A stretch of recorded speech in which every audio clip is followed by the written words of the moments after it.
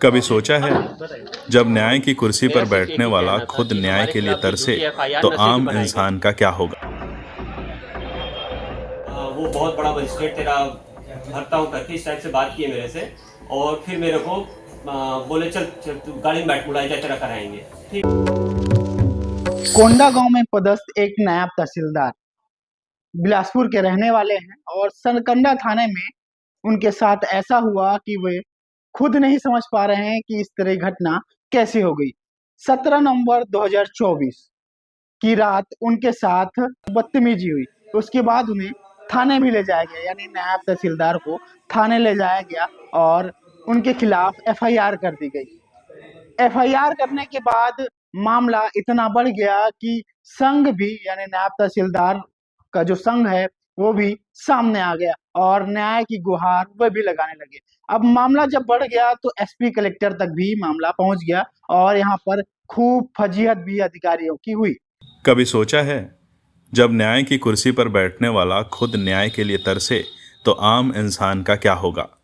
ये कहानी है छत्तीसगढ़ के कोंडा गांव में पदस्थ एक नायब तहसीलदार पुष्पराज मिश्रा की, जिनका कर्तव्य है जनता को न्याय दिलाना।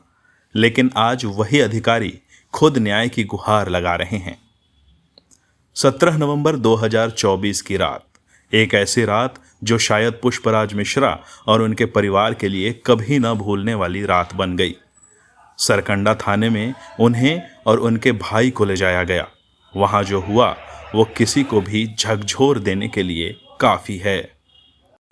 उन्होंने बताया कि थाने के अंदर न केवल शारीरिक हिंसा हुई बल्कि गरिमा को कुचलने वाली बातें भी कही गई, और यह सब एक जिम्मेदार अधिकारी के साथ हुआ।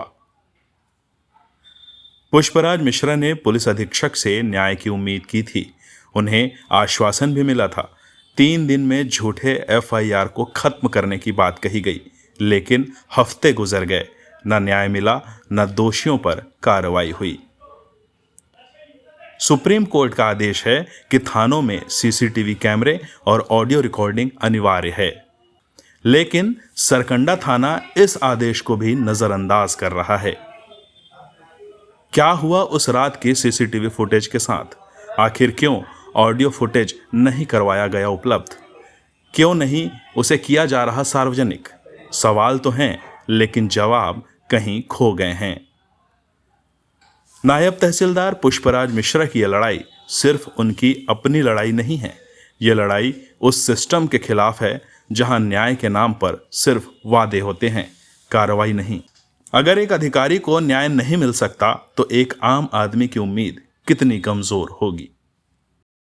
लेकिन मामला अब तक ठंडा नहीं हुआ है।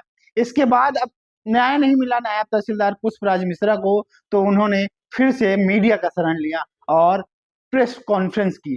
प्रेस कॉन्फ्रेंस में बताया कि उन्हें आश्वासन तो दिया गया था कि सब कुछ ठीक हो जाएगा, लेकिन कुछ ठीक होता नहीं दिख रहा है। आगे सुनिए पुष्पराज मिश्रा ने कितने गंभीर आरोप प्रशासन को लेकर लगाए हैं और कहा है कि एफआईआर, झूठी एफआईआर जो थी उसे काटे जाने की बात कही जा रही थी, लेकिन अभी तक उसमें कुछ भी नहीं हुआ है, ना कि आगे कुछ भी कार्रवाई हुई है। तो सुनिए पुष्पराज मिश्रा ने क्या कुछ मीडिया के सामने कहा है। 17 नवंबर की रात्रि की जो घटना हुई थी, उस समय जब मैं जा रहा था तब तक मैं एक आम आदमी की तरह जा रहा था। उन्होंने रोका भी, एक आम आदमी की तरह रोका, मैं रुक भी गया था।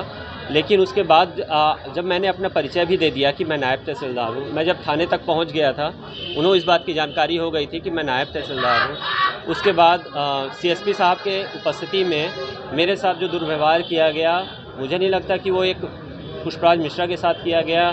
जहाँ तक मुझे अभी तक जो विचार आ रहा है कि वो एक नायब तहसीलदार के साथ ही दुर्व्यवहार किया गया है। तो मैं इस संबंध में एक स्पष्ट जांच चाह रहा हूं, जिसपे सीसीटीवी फुटेज भी मुझे ऑडियो और वीडियो के साथ उपस्थित वहां पे चाहिए वहां पे। और इसी के लिए पूरी लड़ाई की जा रही है कि भाई आप मेरे साथ जो दुर्व्यवहार हुआ, जो मेरे साथ फर्जी, मेरे खिलाफ जो झूठी एफआईआर की गई है, उस एफआईआर को आप कृपया आप समाप्त कर दीजिए जो आपने आश्वासन दिया था।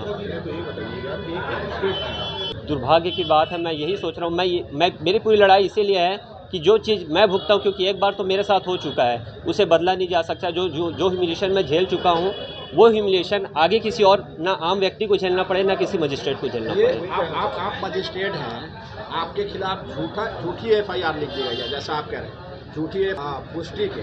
क्या ऐसा पुलिस कर सकती है कि बिना जो मजिस्ट्रेट है उसको इस तरह से परेशान होना पड़ रहा है? प्रशासन ठीक से नहीं चल रहा है क्या? प्रशासन ठीक से काम नहीं कर पा रहा है क्या, कि जो आप लोगों के खिलाफ एफआईआर लिख दिया गया है? अब यही तो मेरी लड़ाई तो इसीलिए है ना कि चूँकि ये घटना मेरे साथ पहली बार हुई, आज तक मेरे साथ इस तरह से घटना नहीं हुई थी। प्रशासन अपना सहयोग दे रहा है, लेकिन मुझे जो चाहिए कि इस तरह की घटना की पुनरावृत्ति किसी आम नागरिक के साथ भी ना हो। मजिस्ट्रेट तो अलग बात है, किसी आम नागरिक के साथ भी इस तरह की घटना ना हो आगे चल के। पुलिस अपना दादागिरी चलाती है क्या? पुलिस कार्रवाई एक तरफा कर देती है क्या? मुझे इस चीज़ की जानकारी नहीं है।